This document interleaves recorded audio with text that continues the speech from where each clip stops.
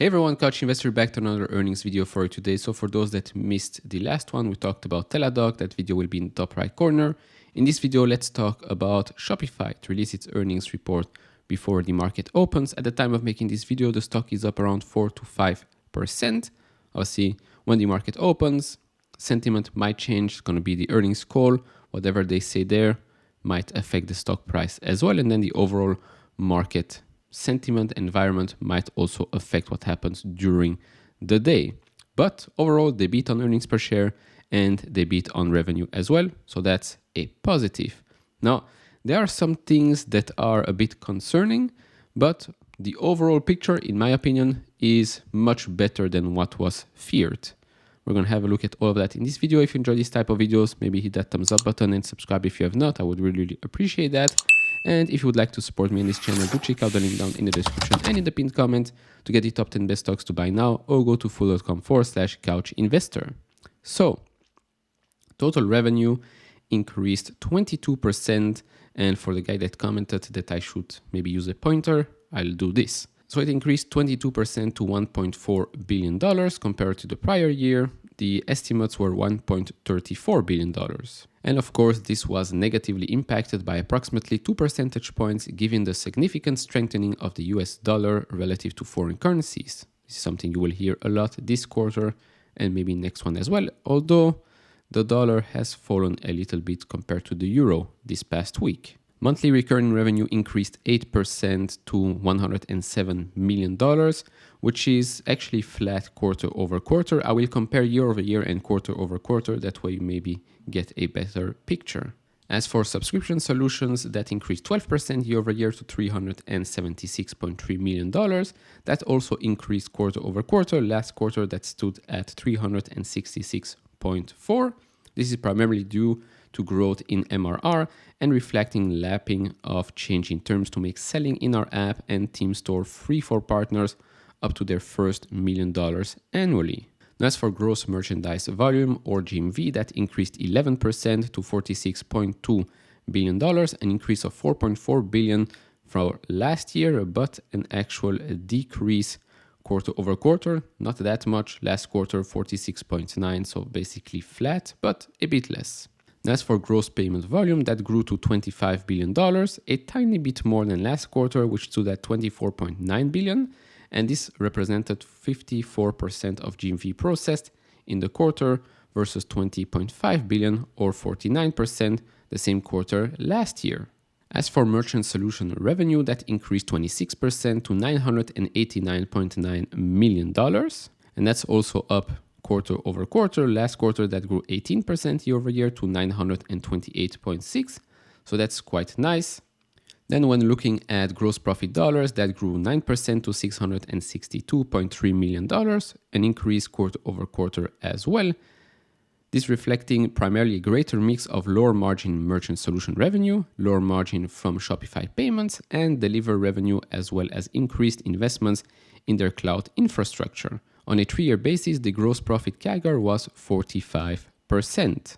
Now, as for adjusted gross profit, that grew 11% to $681.8 million, also an increase quarter over quarter. As for operating loss, that's where there's a little bit of an issue there. So that's $345.4 million or 25% of revenue versus a loss of $4.1 million or 0.4% of revenue the same quarter last year. And even if you compare it to last quarter that was 15% of revenue. So that increase there should be concerning if it continues on the way up. If it's just a one-time thing, because we know that they're starting to integrate Deliver. So all of that you should be taking into consideration, which is a bit explained here. So adjusted operating loss was $45.1 million or 3% of revenue. Same thing as last quarter. So they say here the difference primarily reflects increases in headcount, including Deliver, and to a lesser extent, changes to the compensation framework. They also said that the operating loss excludes a one-time charge from severance-related costs connected to the workforce reduction announcement in July and 2 accruals for pending litigation cases. Now, when it comes to net loss, there's actually a, let's say, tailwind here that was a headwind last quarter. So net loss was $158.4 million or loss of 12 cents per basic and diluted share. Last quarter, the net loss was $1.2 billion, but that also included a $1 billion hit, net unrealized loss from the equity and other investments, which in this case was a net gain of $171.9 million. So there is that, obviously from the investments in a firm, etc. And as for adjusted net loss, that was $30 million or a loss of 2 cents. Market was expecting a loss of 7 cents, so they beat on that. And it did also do a bit better than last quarter, which was a loss of 3 cents. So overall, to be honest, before we go and look at some extra costs and then the outlook that they gave, overall, I think this was an okay quarter. Could have been much worse, right? With the overall economic environment, I would have expected merchants, subscription, maybe not subscription, but especially merchants and maybe GMV to be a bit down. But overall, I do think that they're managing to navigate through this environment pretty, I won't say great, pretty good for now. Obviously, we're still not out of the woods yet, but this quarter to me is okay. Now let's have a look at some extra details here and operating expenses. So revenue for subscription solutions and merchants ones, we already seen that. Merchants grows faster, but that's also reflected in cost of revenue. Merchant solutions increased around 50% year over year, and it's also increasing quarter over quarter. As for subscription solutions, that increased around 30% year over year, but decreased quarter over quarter.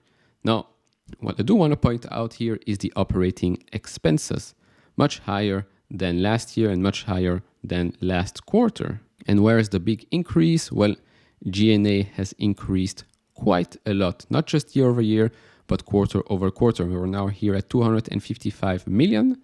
Well, last quarter we were sitting at 129 million. Of course, again, integration of Deliver, so you have to take that into consideration. And of course, we have to touch on stock-based compensation. So for the 9 months ending, we're now sitting at $407 million. Last year, that was $232.4 million. Last quarter, for the 6 months ending, that was $257.4 million. Now, before we go and look at the graph real quick, this is something very important. Yes, as a percentage of revenue, costs are increasing. R&D, G&A, sales, etc. That is increasing. But if this is a short-term thing, fine. Because for the long term, this will probably be a positive for merchant solutions, for subscription solutions, for GMV, etc. This is something to keep an eye on, because if this keeps increasing quarter over quarter, these expenses as a percentage of revenue, if that keeps increasing and we don't really see much improvement in revenue, in GMV, in subscriptions, etc., then we should be asking questions. But for now, okay, we've seen, we've noted it down, let's continue. And so as for the graph, we can see that, well, it has been a nice little fall from grace, just like every other growth stock out there. Right now, the price is at around $30, which is something that we've seen back in 2019 and a little bit back in the crash of 2020.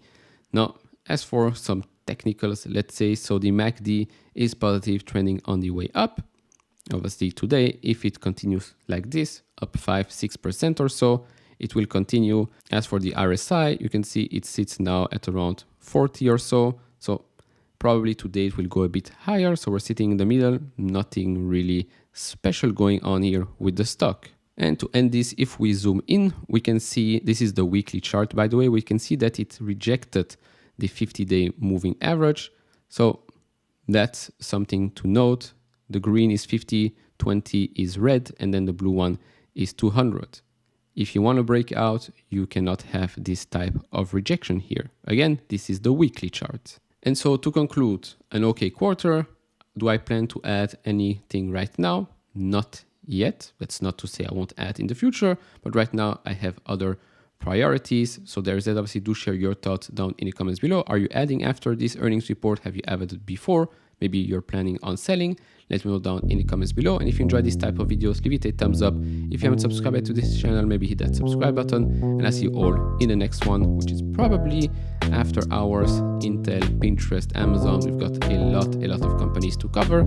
So make sure to hit that subscribe button. Bye-bye.